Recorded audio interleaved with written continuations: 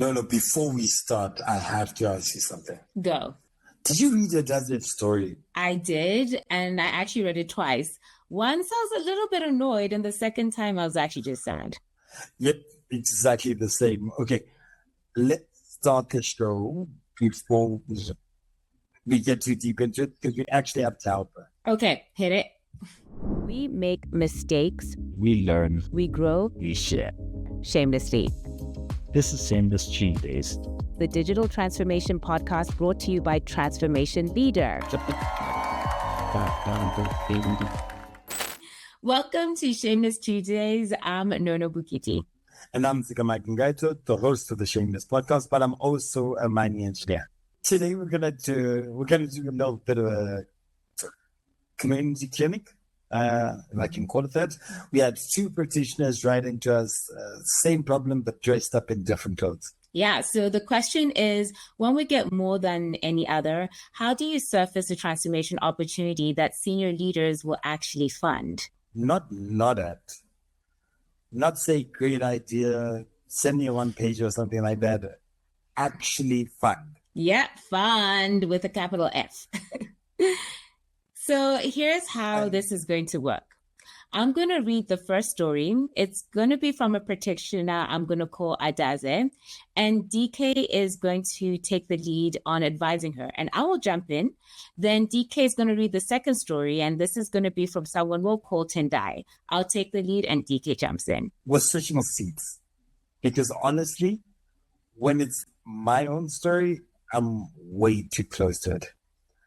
And somebody else's story, I guess, I can see things that probably they can't see. Mm-hmm. Which is, by the way, also a great format that works in real life. You can find a peer, show them your pitch before the room sees it. That way, they'll be able to spot things that maybe you can't see. Free coaching from a friend, highly recommend.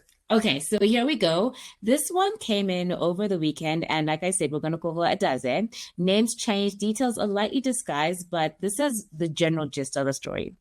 I'm a senior manager in a financial service company in Lagos. I've been with them for 6 years. About 4 months ago, I spotted something. Our customer onboarding process has 3 handoffs that each take between 2 and 5 days. And I have data showing we're losing about 18% of applicants in those gaps. I estimated this is costing us close to $400,000 a year in lost revenue, not counting the reputational damage. I built a proposal. I think it's good. I've shown it to my line manager twice. The first time he said it was interesting and asked me to add more detail. I added more detail. The second time he said it was thorough and asked me to wait until the next strategy cycle, which is in 8 months. I don't know how to get this in front of the right people who can actually approve it without going around him. And I don't want to be the person who goes around her manager. What do I do? DK, I'm so happy that this is for you. Right. Good. Adaze, I think the first thing, you've already done most of the work. More work than 80% of the people in your building. You spotted it, you quantified it, you wrote it down. So we're not starting from zero. So I think that's an actual brilliant thing. Because I always find the part where you build a story can be difficult. And we're starting from the proposal exists and the room hasn't moved. And the second thing, before DK gets into tactics, Adaze, you're not the problem. The proposal is probably not the problem either. The audience is a problem. You're aiming at the wrong person. Well, I tend to agree with you. So let's unpack that. The line manager said thorough. Mm-hmm. Adaze, what is the line manager actually saying when they say thorough twice? He's not saying this is wrong. He's saying that this is not my decision and I don't want to be the person who carries it upstairs. Or he carried it upstairs once, didn't get the reception he wanted, and is now soft blocking you. Possibly. We don't know. But what we do know is he is not the decision maker. A $400,000 revenue recovery in a financial services business in Vegas is not a line manager's call. It's a head of operations or a chief customer officer, depending on how the company is structured. So the first move for Adaze is to figure out who the person actually is, not by name yet, by role. So who controls the budget that would fund a redesign of an onboarding handoff? Find the right person, write the proposal to them. No. The question she's asking is the hard one. How do you do that without going around your manager's back? I'm mad. I'm mad you like threw that back at me. Answer question. No. Let's not dance. Okay, fine. So you don't go around, you go with. There's a phrase I want Adaze to practice. I don't love to bring this to head of operations, together. Can we book 30 minutes with them? So you make it your manager, the co-presenter, not the gatekeeper. And if he says no? Then you ask him politely, directly, what would I need to change for you to be comfortable bringing this to said person? Make him name the blocker, because right now, waiting 8 months is not the blocker. It's a delay. And a delay is something you can negotiate. Here's the second thing. The proposal itself, you said you added more detail the second time. I'm going to guess, and tell me if I'm wrong, because I'm projecting. Maybe I'm projecting my own things. You added more analysis, more charts, more methodology, right? I'm pretty sure she did, yeah. And the thing that's missing is probably not the detail. I mean, he did say it was thorough. The thing that's missing is the ask. What specifically are you asking for? Are you asking for budget? How much? Are you asking for a project team? How big? Are you asking for permission to run a 6-week pilot in one branch? If so, when? And then my additional question is, where have you done a proof of concept to really either buy in the solution or to make somebody realize the magnitude of the problem? I actually agree with that point, DK, because here's what happens when you don't have a specific ask. The senior person reads it, nods, says thorough, and puts it on a pile. There's nothing to say yes to. There's no verb. And there's no verb. So this is your homework. If you'll have us give you some homework, cut the proposal down into a one-pager. The problem in their language, in a language he can fully understand and appreciate. The cost of inaction in dollars, the specific ask, what you need him to do, and the date where you need him to do it by. One page, the 30-page version becomes the appendix. Just slap it on the back. And one more thing, the 18% drop off of the $400,000, that's actually really good because the head of operations doesn't think in $400,000. She thinks in bias points or in NPS or in CEO just asked me about it in terms. Find out the metric she gets measured on by her boss and convert your numbers into her numbers. And I'm assuming it's a female. And the boss is the him. Anyways, tell us, what does her boss yell at her about? Every single morning, what is that metric that she either gets in trouble or gets praised for? Then frame the proposal as the solution to that. Make it relevant. And that is it. If you do those three things, find the actual decision maker, get your manager to co-present rather than gatekeep, and convert the proposal into one pager with that specific ask in her language, you will not get a wait 8 months answer. You will get a yes or a no. Either is better than what you have right now. A no, by the way, is also an answer. A no tells what to change. A delay just tells you nothing. Good. Okay, so next story, DK. All right, this story is from Tendai, and this is a different industry, a different problem. Listen for what's different and what's the same. I'm very curious around this one. I actually haven't gone through it in as much detail as I did the one before, so let's roll this dice. I'm an operations manager at a manufacturing company in Johannesburg. I'm 32. I have an idea I've been sitting on for almost a year now.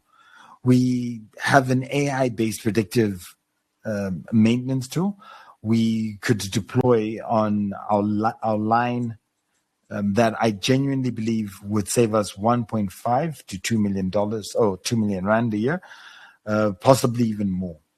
I've done the analysis. I've spoken to 2 vendors. I have a rough cost. The problem is the executive committee here is incredibly skeptical of AI, as they should be, maybe. The MD made a comment in the last town hall about this AI hype, and we are not Silicon Valley. I'm scared that if I bring it up, they'll dismiss it before I get to the second sentence. Do I even pitch this? And if I do, how? No. Over to you. Wash my hands. Let me just watch. Oh my word. So Tendai, the first thing is you're right to be nervous. The MD said AI high. That is real feedback. And you need to respect it. Most practitioners would hear that comment, either ignore it or panic, and both are wrong. You listen to it and you're going to use it. So the MD you told you exactly how to pitch this. He told you what not to lead with.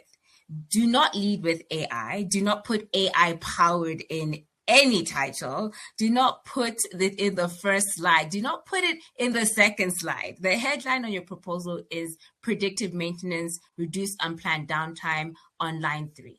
Okay? The headline is the outcome, not the tool. And then the AI mention comes when then? Page 3 or 4 as a chosen mechanism, not a headline. We will achieve this by deploying a predictive maintenance system. The technology underlying it is machine learning, which is being used in manufacturing context for over a decade. Notice what I just did? You de-hyped it. You removed the bones. Exactly. Because machine learning used in manufacturing for over a decade is a completely different sentence to AI-powered solution. Same technology, different room temperature. And Tendai, I want to add something here. The MD said, the MD's comment, we're not Silicon Valley. I've been in rooms with that exact MD. What he is really saying is, I have been pitched 4-5 AI things this last year, and 3 of them were complete nonsense, and I'm tired of it. He's not anti-AI, but he is anti being sold dreams or lies. In fact, especially if the context is not as necessarily specific to what we're doing. Plug and pay. Mm-hmm. Yeah, I agree. So your job is to look like the opposite of those people who have already come here and already pitched the story. Walk in with an operational date, with an operational perspective and operational data from your own plant, the context. Walk in with a vendor reference from a similar manufacturer who has done this experience.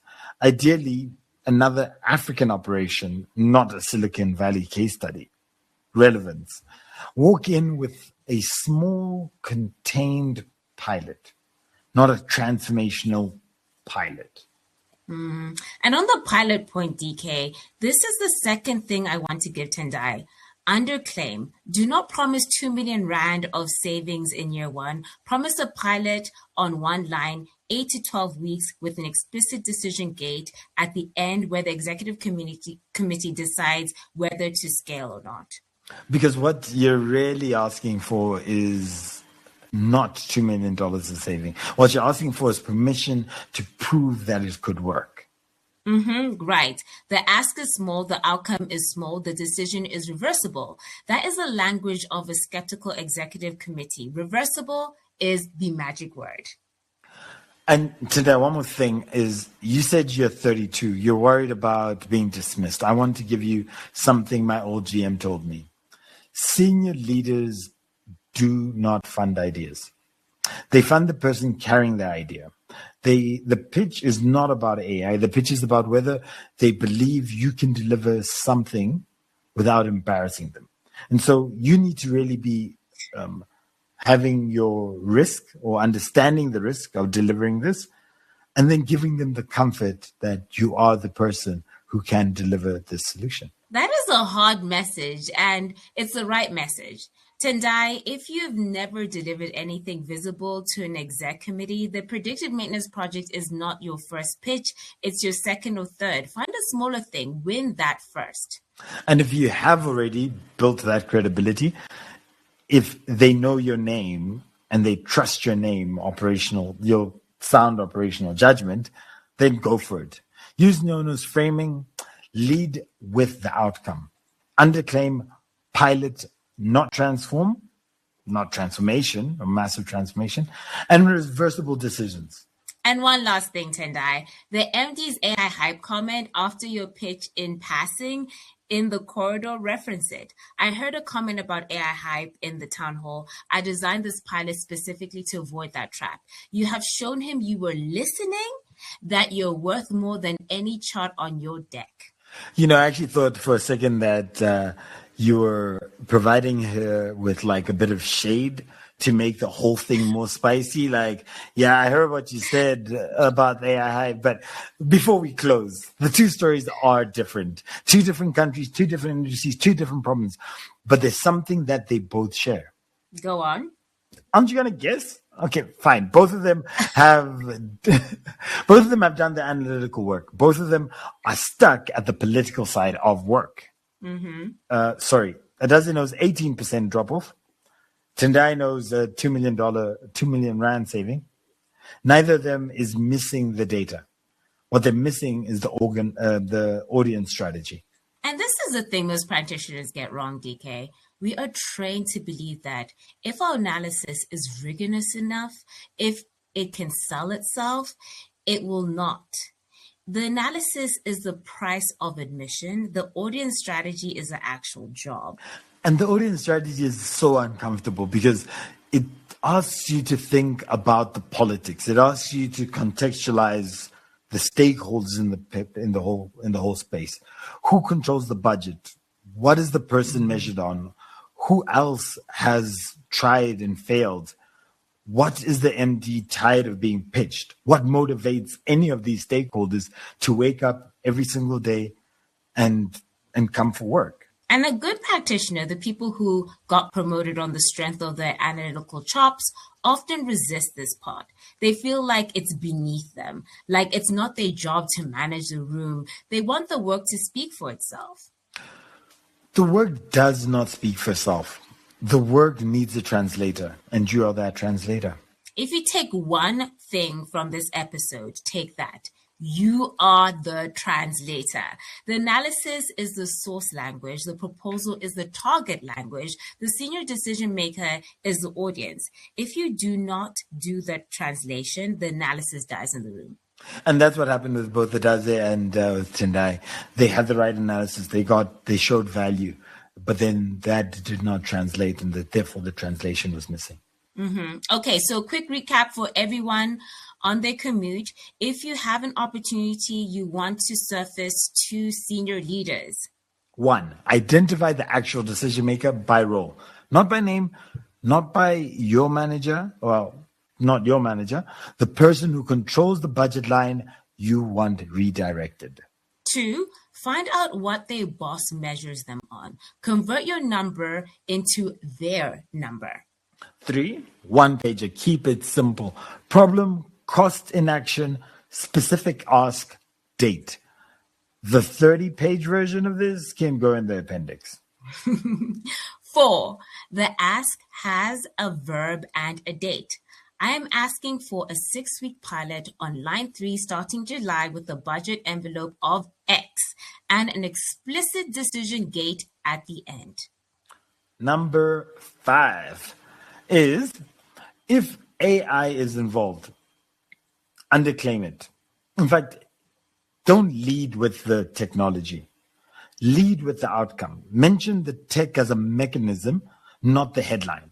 Use the word reversible because people need to understand that some of these are two-way doors and it is reversible. 6, don't go around your manager. Go with them. Make them the co-presenter. If they soft block, make them name the blocker. And 7, the one that hurt. Senior leaders fund people, not ideas. Make sure you have built enough credibility in that room before you make a big ask. If you haven't, ship to something a bit smaller first. Adaze Tendai, if you're listening, come back and tell us what happened. We're genuinely interested in your bad first pitches, your second pitches, and the ones that finally lands. They better be listening because we just spent 20 minutes talking about them and their problems. And if they're not listening, I'll be damned if they ain't listening. But and if you're listening, and if your name is not Adaze or Tendai, and you're listening, and you have a story that you want us to read in future episodes, send it over and we'll change your names. We'll change your company. Maybe we might even change your industry. We'll change enough of the details to keep you safe. The story stays useful. That's it from us this week. I'm Nono. And I'm DK. This is the Shameless Tuesdays. And if you have found this useful, send it to one practitioner who needs to hear this as well. Not 3, just 1. The right one. And come find us in the community. Link is in the show notes. Be shameless out there. This podcast is brought to you by Transformation Leader. You can follow us at www.t4leader.com.